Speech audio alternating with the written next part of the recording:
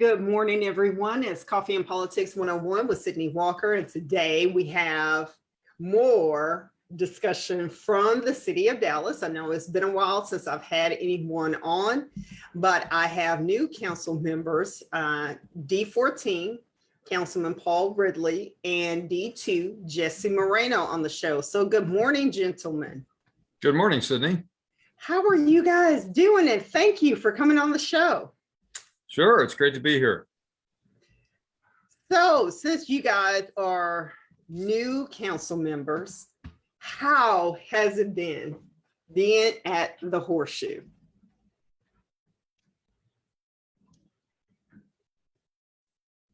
Don't just talk all at once. Is anybody talking? Sure. Okay, there we go.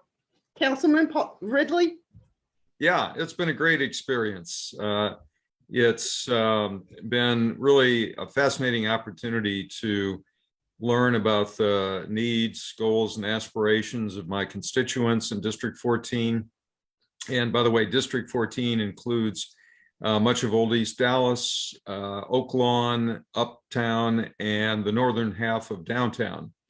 And it's also been an interesting opportunity to get familiar with the issues that are currently being considered and talked about in the media, at City Hall, amongst the staff and amongst constituents, and see what is the best path forward for District 14. Okay. And so what have you learned? Because Philip Kingston had the seat prior to David Blewett, and then you jumped into the race and won. That's right. So what has been the biggest challenge with District 14? And for those who may be unfamiliar with D14, as the councilman was explaining his district, and I'm over there all the time with getting pet supplies, going to Joann's Fabrics, going to White Rock Lake, and a lot of other areas, part of downtown Dallas, as you said, and that's typically called CBD, the Central Business District. How has it been a challenge with such diversity in your district?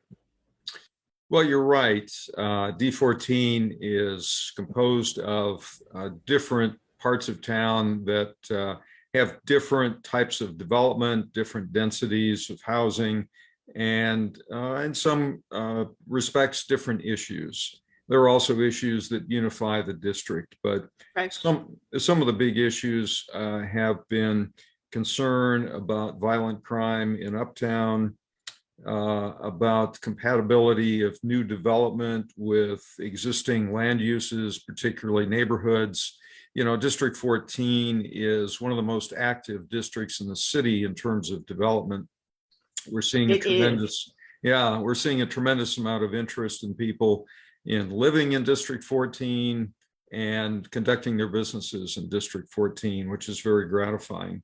And we're also faced with some citywide challenges, such as implementing CCAP, the Comprehensive Environment and Climate Action Plan, which was adopted by City Council in 2020. Okay. And we have challenges like not enough affordable housing because of the rise in property values and property taxes. Many people are finding that it is difficult to remain in District 14, and that's something that I'm trying to tackle. You know, and I want to point out, so for those of us Dallasites who've been around for a long time, we know the Village, all of the apartments around the Lover's Lane area, and there has been a lot of change that has gone on over there in the past, few years. Baylor Scott and White has a facility at the corner, right next door to Central Market. But all of those apartments, I guess, behind Baylor Scott and White have really changed. A lot of older apartments used to be there, and now they've been replaced with new and modern apartment buildings. That's true. We're seeing a lot of redevelopment because there is so little open vacant land left in District 14. Yes. And so developers are finding that it makes economic sense to buy some of the 50-year-old garden style apartments that are just 2-story and low density and replace them with newer, higher density developments. So has that been a huge concern? And thank you, Councilman Moreno, for joining, or did he pop back out again? Oh, there you are. I'm here. So you had to go with your cell phone, huh? I'm sorry. I'm having all sorts of Wi-Fi issues at the house. So I jumped in the car.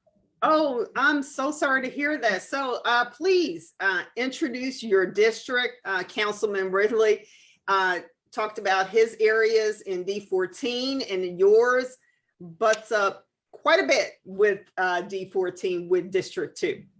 Absolutely. First of all, thank you for allowing us to join you this morning, and glad to have your show back up and running. It's so important that we have platforms such as yourself to share what's going on in the city of Dallas with your network and just getting the word out. So we appreciate everything that you all are doing as well. A little bit about myself. I'm also new to the council, been serving for about 7 months, and we're running. I mean, it is a lot of work, but we personally, I'm very excited on the work that we have done so far, and look forward to continuing working with our different neighbors.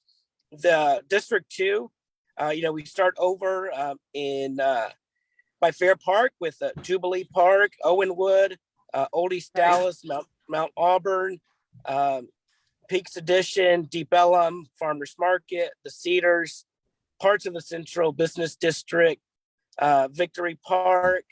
Then we go through the Medical District, Love Field.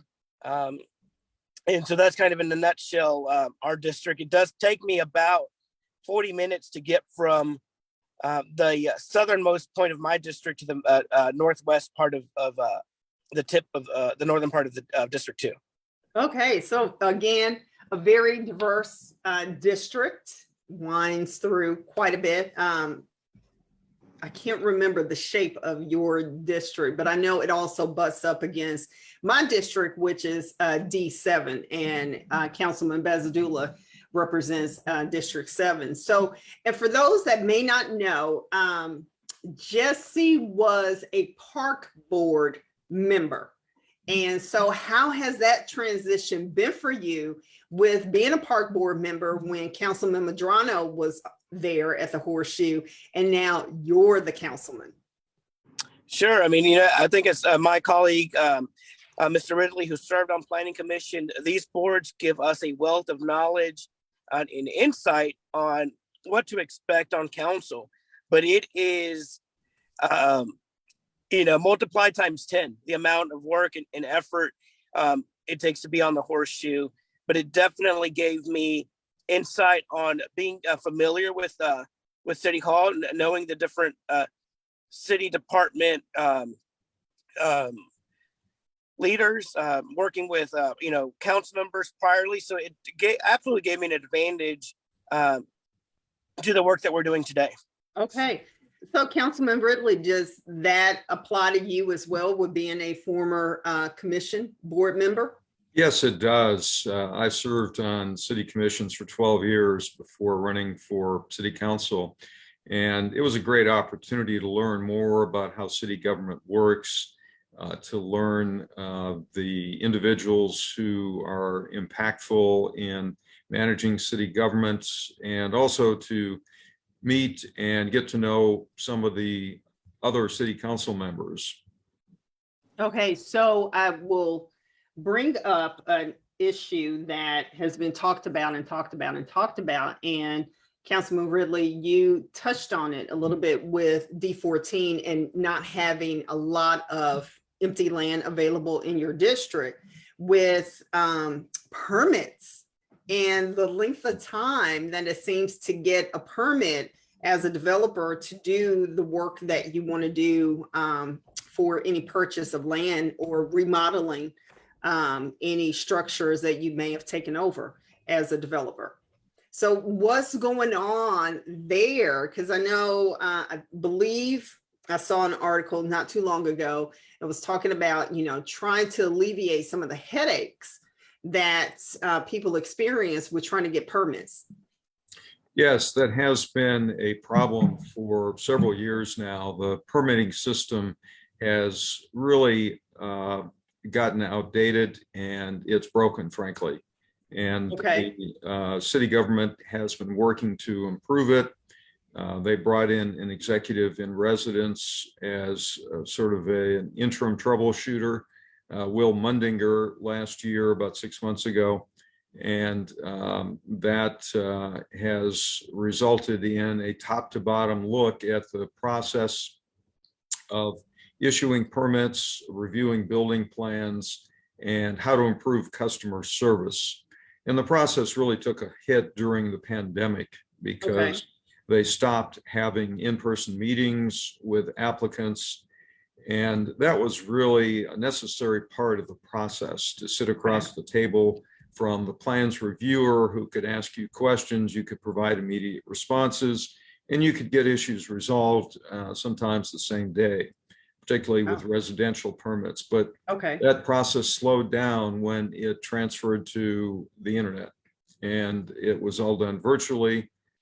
People were out because of the pandemic, having contracted COVID. So the manpower that was available had also suffered a hit.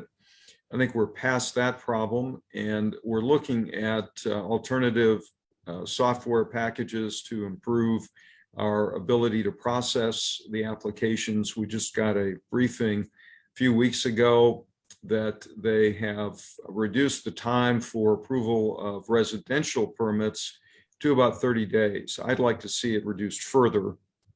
Commercial applications are taking longer, and that's the area that we really need to work on.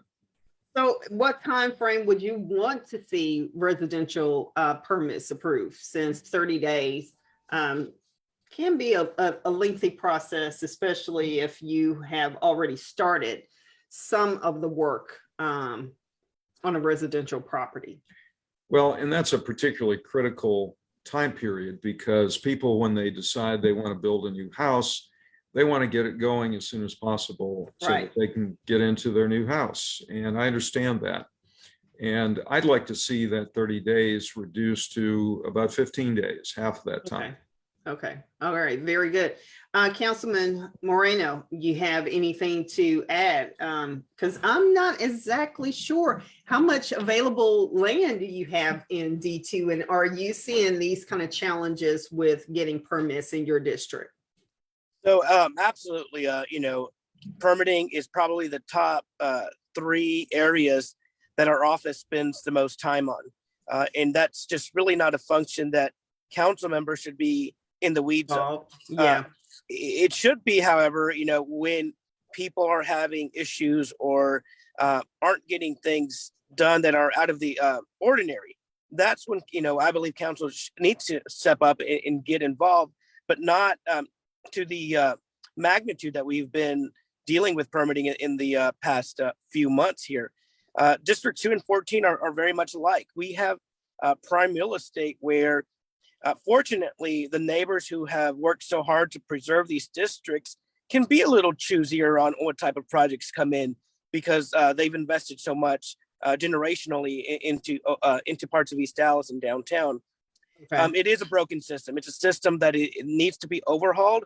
But while we're doing software updates, while we're putting in new programs, we must invite and include the developers, both small and large. So we know the issues that they're experiencing. We know the technicalities when they're inputting data or updating software or plans. We need to have their input on where the hiccups are. Right, a developer can develop this incredible program that looks great on a computer, but is actually effective and functional to the everyday person And I do want to let those small developers know who are opening up a barber shop, a panaderia, those small mom and pop shops that we hear you, and I know the frustration, but also letting them know that they're not alone. Our permitting process is not discriminating. We are actually dealing with high-rise developments as well, that they're going through the same issues when they also have the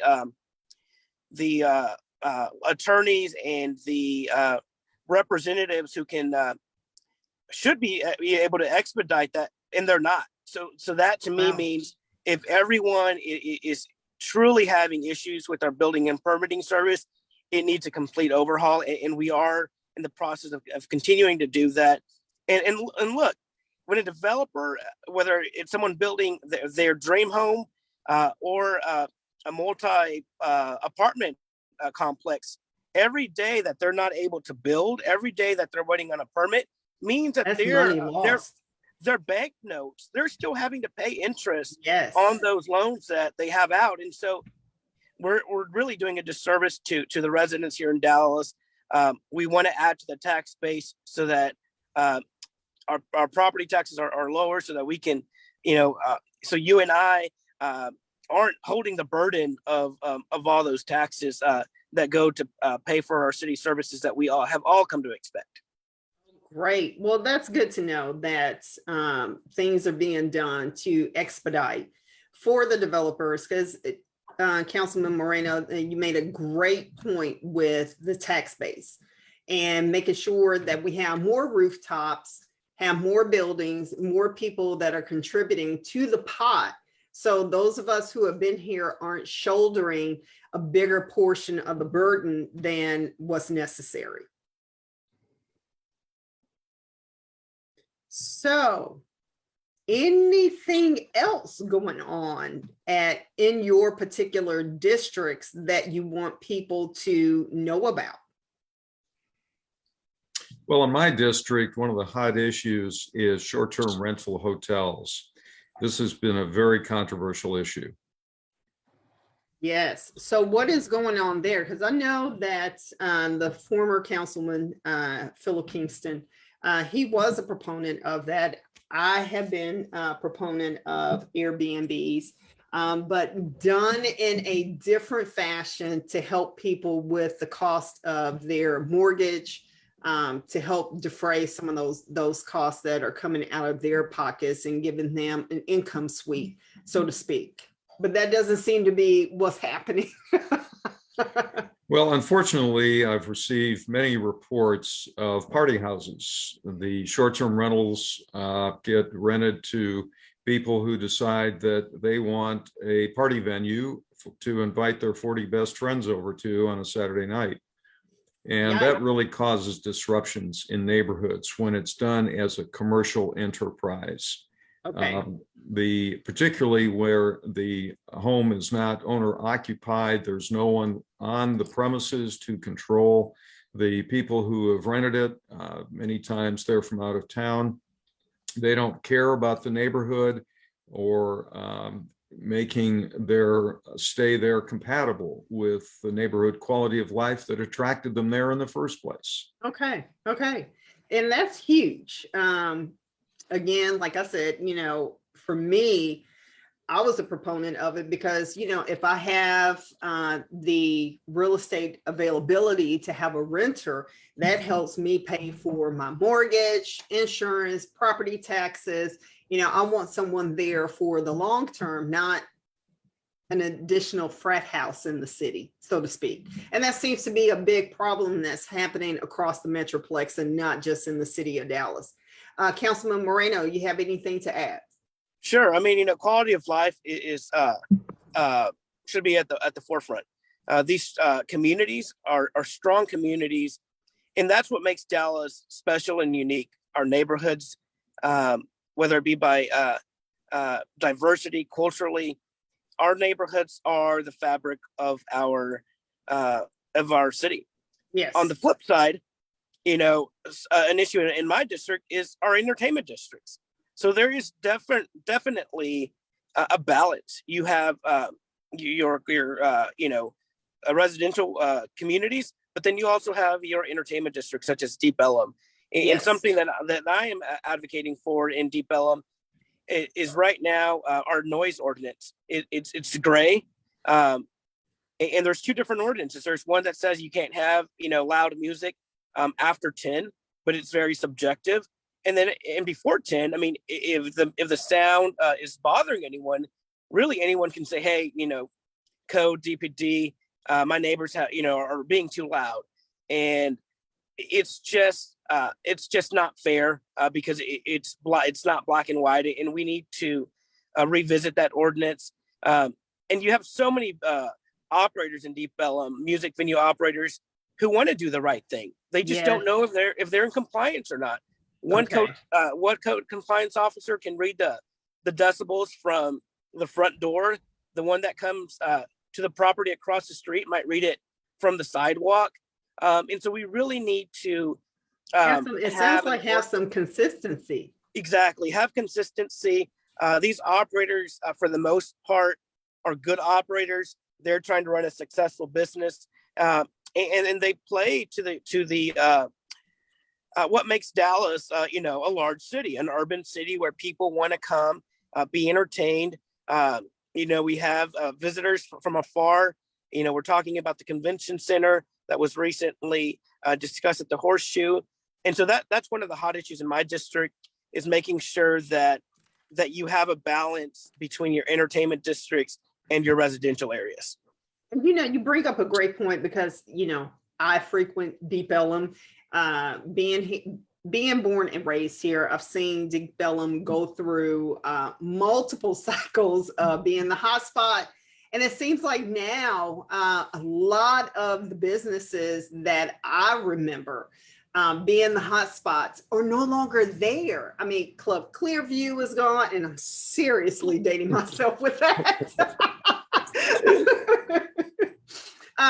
But it just seems like a lot of the places that were, hallmarks for Deep Ellum are not there anymore. And I'm sure that has a lot to do with the pandemic, but it also seems like there are more boutique shops that are cropping up.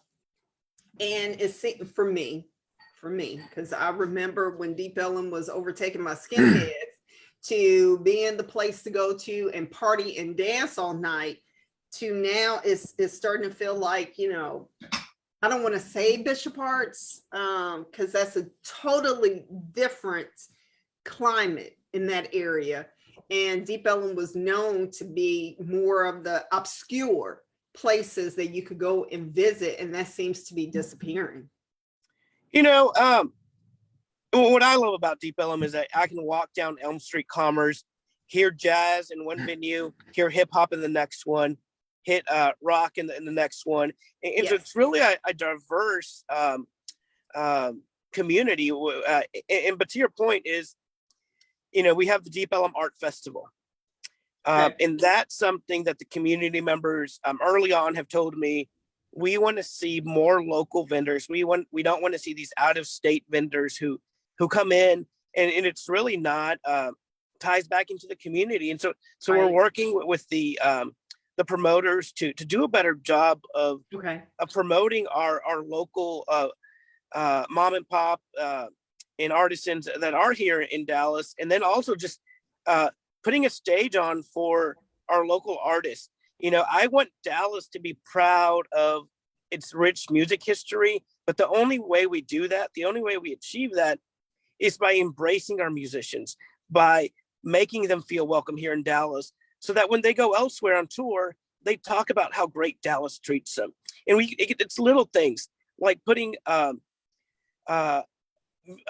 musician parking only to allow these musicians to unload in front of the doors rather than having to walk 2 blocks away.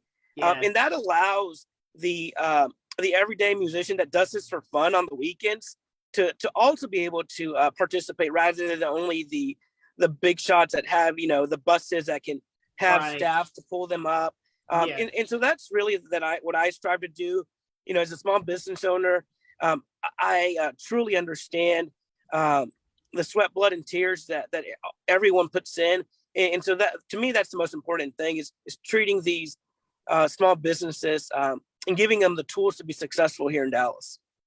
Right, that is wonderful, because I would hate to see Deep Ellum lose its charm, because now I'm continuing the tradition of visiting Deep Ellum with my oldest, because we go to a tattoo shop down there to get pierced because we're addicted to it. And I would really hate to see my tattoo shop leave. And Tigger's was a huge tattoo shop there, and now they're gone. So I only know of one tattoo shop down there, but you know, it's because I'm in love with Timothy, and he has done basically all of my piercings, and now is doing that for my daughter. So where he goes, we will go. So, but Councilman Ridley, I do have a question for you from Zale. He would like for you to discuss PID money allocations. And he says, it's my understanding that a portion of the funds, and I hope he's making the correct reference to the PID, collected don't benefit northern part of Deep Ellum, yet obligates the residents. So, Well, yes, I do want him to put some continuation onto that comment, but yes, Councilman, the PID money allocations. well, first of all, just some background on what PIDs are for your listeners. A PID is a public improvement district in which the landowners in that geographic area decide to assess themselves with an additional tax to collect money that they can direct for public improvements in the district. Okay. And the idea is that it is beneficial, this is usually done in business districts, that it's beneficial to all of them to be able to address the specific needs that they have that may not be addressed by citywide tax levies. And they can direct the spending of that money. It's under review, subject to review by city council. The PID has to file an annual report with the city showing the money that they raised and what they spent it on. And so that there is the opportunity for city council to review it, to approve those reports, and ensure that the money is being wisely spent. Now, in terms of allocation of the money, that is determined by the board of directors of each PID as to how they're going to spend that money. And your questioner was referring specifically to Deep Ellum, and that I will have to defer that part of the question to Jesse because that's in his district. All righty. So Councilman Moreno. Sure. So we have, the Deep Ellum Foundation that have monthly meetings that are opened up to all the business owners. I participate in those meetings, and I know that we strive to include as many people. It's an open meeting to get feedback, to see where those allocations should be spent on. And I'll jump over a little bit to tips here. Yesterday we had a TIF meeting for the farmers market district. And quite frankly, I was really discouraged and disappointed by the approach of staff on this. And so I'm definitely going to be having an offline communication with them. But you're absolutely right.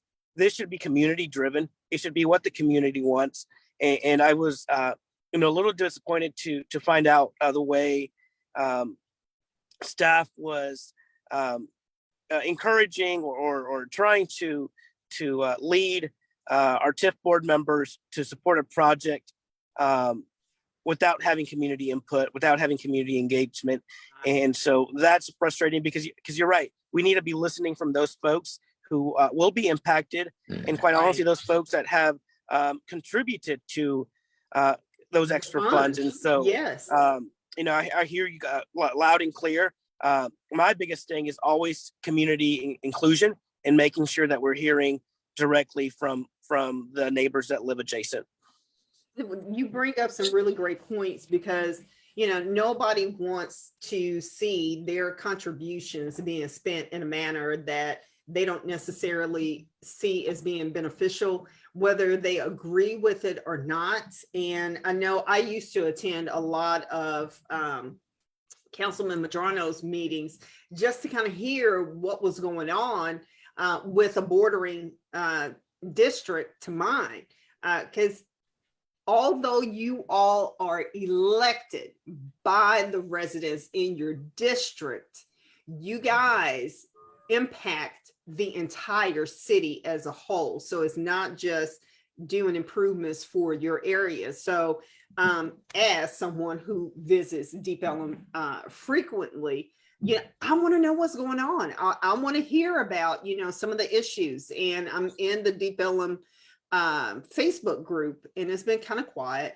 But it's good to know that people are stepping up, they are participating. And if you're listening and sharing this, you know, get involved, because this impacts you whether you live in the district or not. You're still spending your dollars in that area. It's still a reflection of us as a city. So making sure that you're knowing about the PIDs, knowing about TIFs, and seeing where those dollars are being spent. So when you're driving around or walking around, you can see the impact of that in your city. So do you guys have any meetings that happen on a frequent basis in your district so people can make sure that they attend those?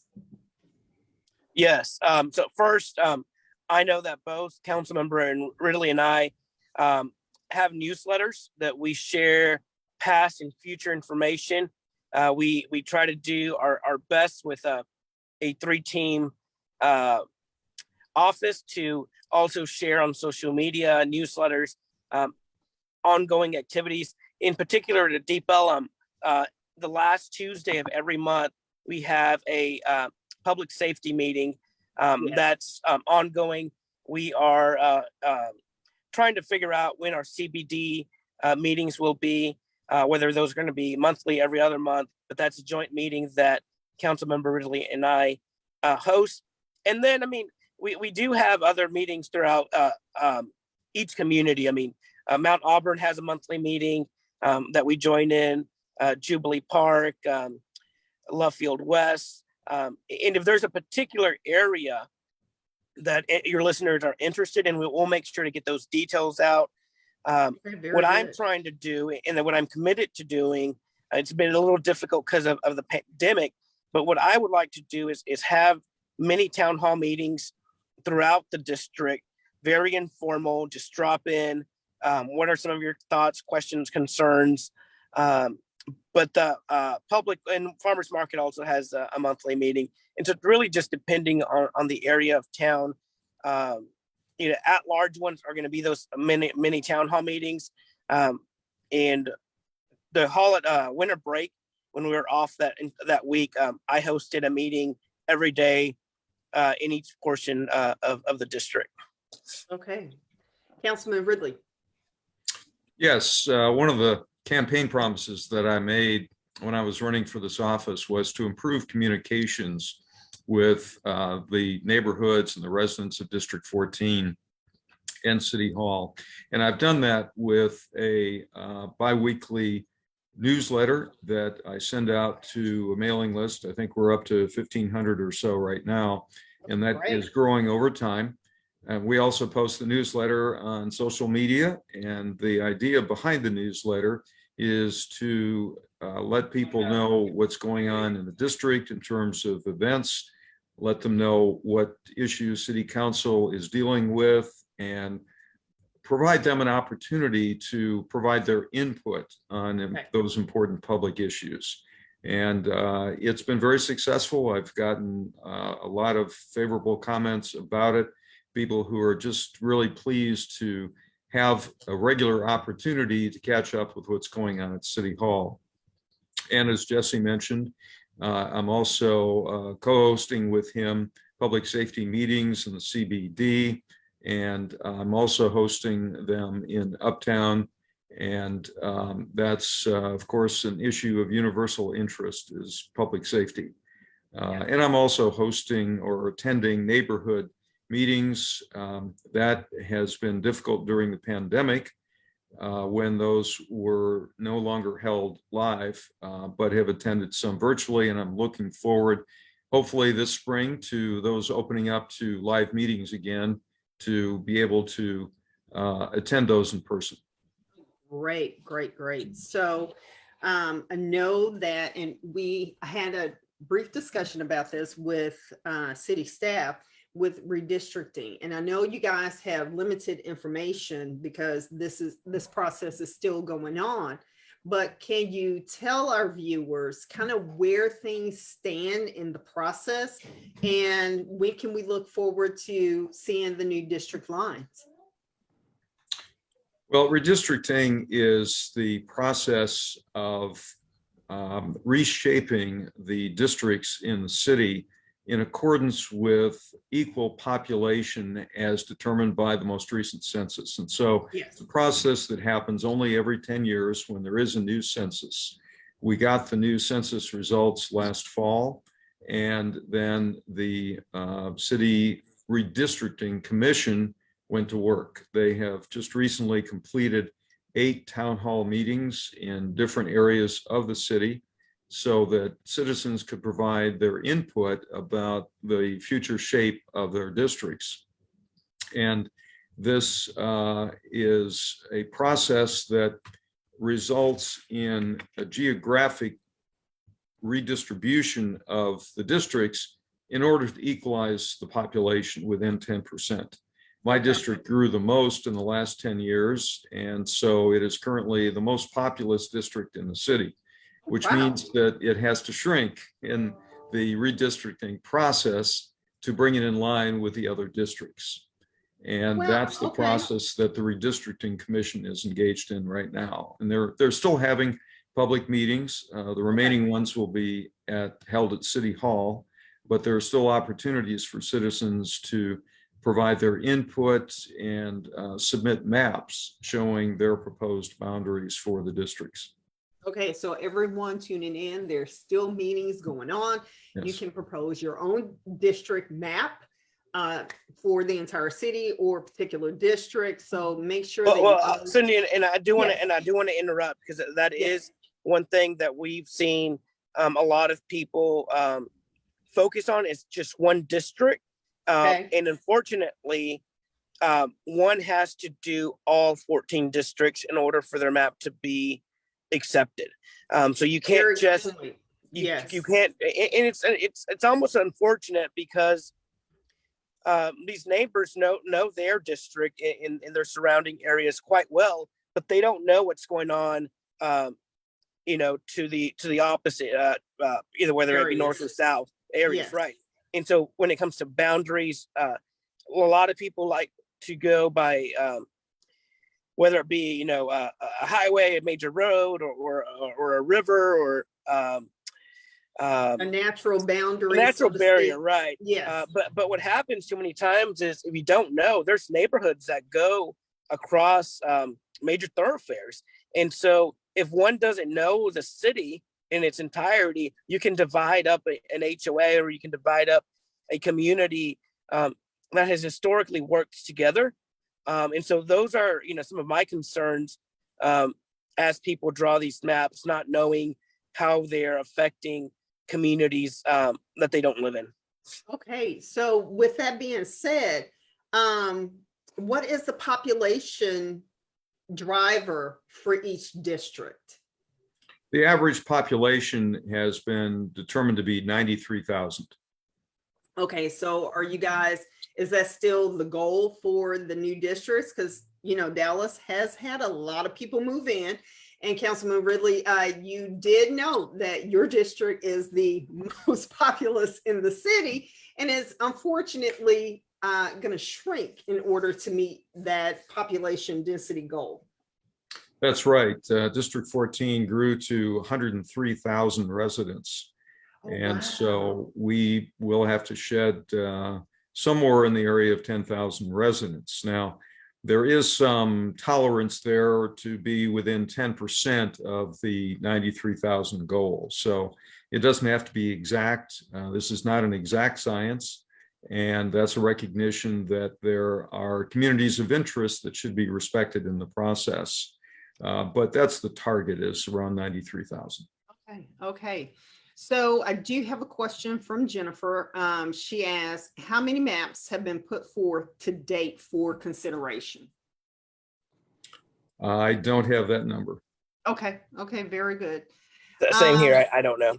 Okay, alrighty. So, and another comment she has is one of the maps that has been put forward does divide her neighborhood in half. And I know personally with South Dallas, because we have lost a lot of residents. When I was growing up, it was like 40,000, 50,000 people that were kind of living in this area. And now we have a lot of empty lots, but we have a lot of development that is starting to happen and starting to bring people back. And so I know there has been a lot of talk that I would move into Councilman Moreno's district. Yay! And I say that because I've known Jesse for quite some time when he was a park board member. So I would feel I would be in very good hands if that was the case. And for those that don't know, South Dallas is part of that area with Hickory and that more industrial type area along Irvay and Harwood that is borders District 2. I would love to have you in District 2. All right, there we go. So for those that are just tuning in, we have Councilmen Moreno and Ridley on the show. And we have been discussing quite a few issues that have been going on at City Hall and touching on redistricting as it's still in progress. So for those that are considering getting some more information, attending the meetings, they're still ongoing. If you are looking to submit a map, Councilman Moreno did stress that you're going to have to do the entire city, not just your council district. So making sure that we're not impacting communities that have been, you know, in one particular district and now splitting them up and creating some havoc. Because I know with the Ferguson Road area that borders, and y'all can correct me if I'm wrong, D9? 7 and 9. Yes. So there's been a lot of collaboration that has happened over the years. So just being thoughtful about the city at large and participating in this. And I will say that not enough residents participate, especially communities that don't necessarily feel like their voice is heard at City Hall. Well, I understand there has been pretty high attendance at the town hall meetings that the Redistricting Commission has held, which I think is really great, that citizens are aware of the process, they're aware of its importance, and they're offering their input. Yes. Sure. And you know, the other part is, as we mentioned, these numbers are collected through the census. And unfortunately, we have such a low participation when it comes to the census. You know, there is a margin for I guess for error there that we take into account for those people that are not submitting their census, but we have to do a better job of having people feeling comfortable to fill out the census. Yes, because that really impacts the dollars that are brought into, number one, the city overall and the county, but also impacts, as you said, the redistricting here and your representation by council. And I'm not quite sure why people were not comfortable with being counted, because it drives so many services that are brought to an area. And I'm not sure if people really understand the importance of making sure that they're being counted, not just for the city, but this impacts, you know, school board and a ton of other areas.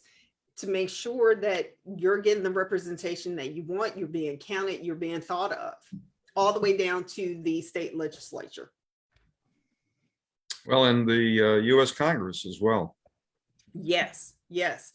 So here we have the last 15 minutes of the show. Well, 13 minutes here, because I'm going to be prompt with your time. And again, thank you so much for coming on the show. I love having the city of Dallas on the show, and they've been a big supporter of Coffee and Politics. So any further news or issues that you want people to be aware of so they can get engaged in what's happening in the city? Just reminding folks that there is an election going on right now for judges, for commissioners, Governor, constables, governor. Yeah, well, that big one. We know how that was. Governor, yes. Yeah. We're lucky. We live in Dallas. I think we know how that will go for us. Yes, but yes, next week is the last week of early voting. If the primary is on March the 1st, I'm looking forward to being an election judge during that time. And I'm hoping that we will be overtaken with voters like we were during presidential elections. People always turn out, and I'm always trying to remind people that you guys are the most important people that we should be voting for, because you're closest to our front and back doors. DC is not.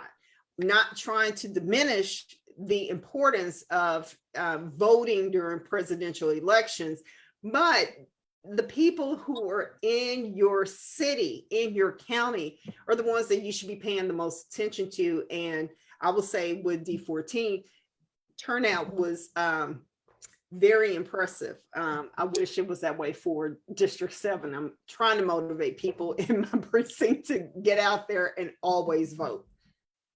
Well, and to add on to what Jesse said about the primaries that are taking place right now with Election Day on March the 1st, some people think primaries are not very important because they don't result in actual election decisions, and that's reserved for the November election. Yes. Well, in some cases that's true, but in many cases that's not true because of the way districts are populated. Many times the primary voter is deciding the ultimate election because November, yes, there is a dominance of one party or the other in that district. And so picking your candidate in the primary will determine who will win the election in November because of that dominance of one party or the other in that particular district. So they are very important elections. Yes, Councilman, you bring up a great point that those that participate during primary elections are determining who gets to be on the ballot in November. And so if you're not happy with the choices that you are seeing for the general elections when we have them in November, you got to participate in the primaries during February and March, because that's when the decisions are being made, who's going to be on the ballot in November. And there has been a little bit of chaos that has gone on this time with the primaries for some judge positions, with them being on the ballot in November, well, being on the ballot for the primary. So either way, vote, vote, vote. This is your time to make your voice heard.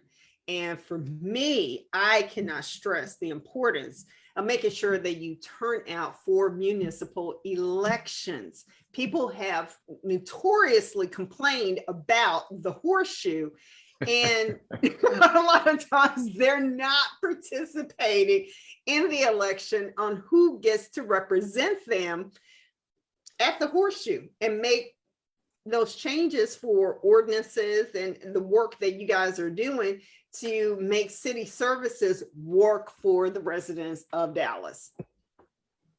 Couldn't agree more, Sydney. So any final thoughts here as we wrap up the show? And again, thank you, gentlemen, for coming on. The only thing that I'll end with is I know our communities get tired and they're frustrated, whether that be through lack of communication through City Hall or staff-driven projects that don't have community engagement. All I can say is that Councilmember Ridley and I are new to the office, so please give us an opportunity to show you something different. And now, if you see yield the same results in 2-3 years, then that's a conversation to have then. But right now, we are eager to work with our different communities throughout Dallas, and just ask you all to be involved in whether that be coming down to City Hall, joining virtually, emailing. We want to hear from you, because I know that I can't be in every part of the district or at every part in Dallas. So we need to know firsthand from those people that call Dallas home, what you guys want to prioritize, what you all want to see or don't want to see. And so please get engaged, get active. We are, you can touch us. We're not up in DC where we're an email is the only way to communicate with us. I mean, we're right here. We're your neighbors. We live next door to you. And so please don't hesitate to reach out and get involved. I completely agree with Jesse about that. We're both very open to our constituents' needs, and we try to respond very promptly to those needs. Please feel free to reach out to me about any city issue that you'd like to provide your input. My email address is paul.ridley@dallascityhall.com. I will make sure that I post that in the comments section for the video. But one thing I do want to bring up, and Councilman Moreno, you made me think of this. So what is going on at Fair Park with arena football? Because we did have a brief discussion about this while you were still on the park board.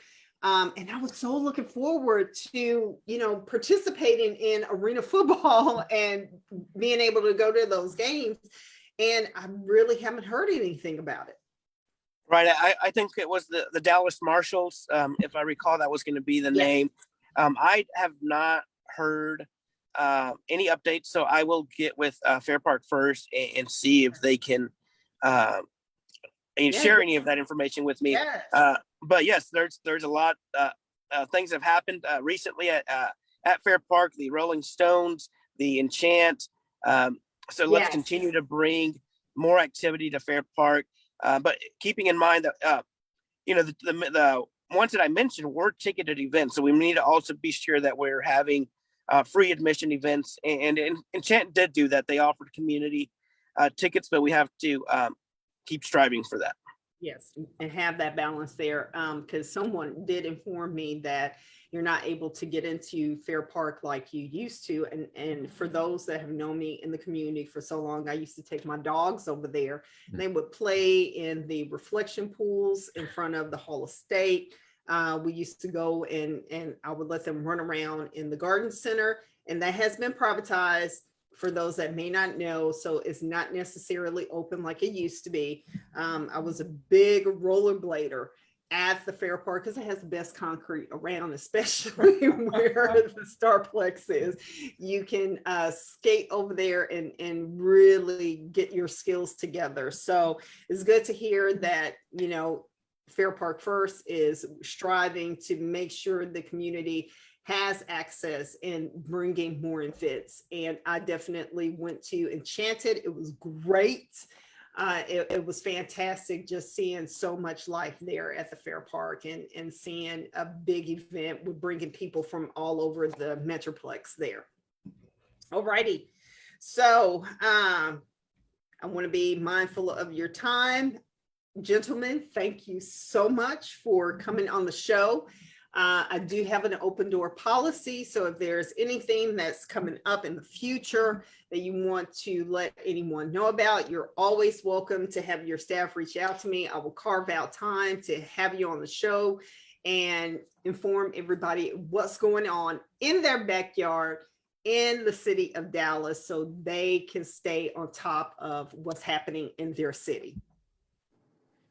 Well, Sydney, thank you so much for this opportunity, and thank you so much for what you're doing to get the word out about community events in the city of Dallas. Yes, thank you. Thank you, gentlemen, for coming on the show. So Thanks, Cindy. yes. So Thanks for letting us be part of your relaunch. It is my pleasure. Again, like I said, I love having the city of Dallas on. It's always a great show and just helps, me feel more connected to the city that I was born and raised in, and I'm raising my children in. So next week's show is going to be early childhood education before preschool age. So I'm going to have trustees Marshall and Flores on the show to have that discussion, because that's been some buzz that's been going on with, school districts kind of adopting childcare centers for that working family that are taking their kids there while they're at work, and seeing what can be done to, help usher them into the preschool time of education. So that will be happening next Saturday. And everybody, the weather is great. Make sure you get out there and enjoy your city. We'll be going to the farmers market. So Councilman Moreno, we're going to be spending some time in your district, going to go get some new plants. So I'm looking forward to that. And again, everybody have a great and safe weekend. Take care. Bye. I know.